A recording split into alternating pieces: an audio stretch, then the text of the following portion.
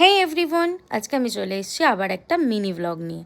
আর আজকে আমি তোমাদের সাথে শেয়ার করব বেলের আইসক্রিম। হ্যাঁ, তোমরা হয়তো আগে কোনো দিন খাওনি। আর এই ইনগ্রিডিয়েন্টসগুলো আমি এখানে সব কিছুই তোমাদের দেখিয়ে দিয়েছি।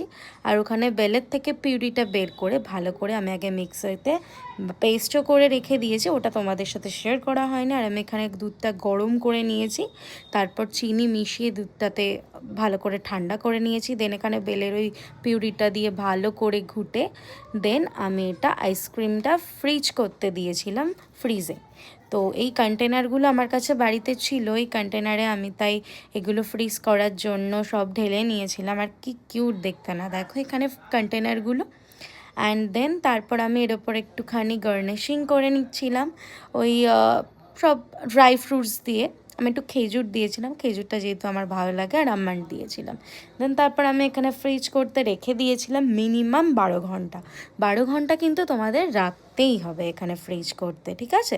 তো দেন আমি নেক্সট ডেতে আবার এটা বের করে নিয়েছিলাম। প্রথমে একটু ভয় লাগছিল যে ওটা ভালোভাবে আইসক্রিমটা উঠবে কিনা, তারপর দেখি না, কি সুন্দর আইসক্রিমটা উঠে আসলো দেখো। অ্যান্ড খেতে তো দারুণ লেগেছিলো আমার। তোমরা একবার প্লিজ ট্রাই করো। অ্যান্ড টাটা, বাই বাই, দেখা হচ্ছে।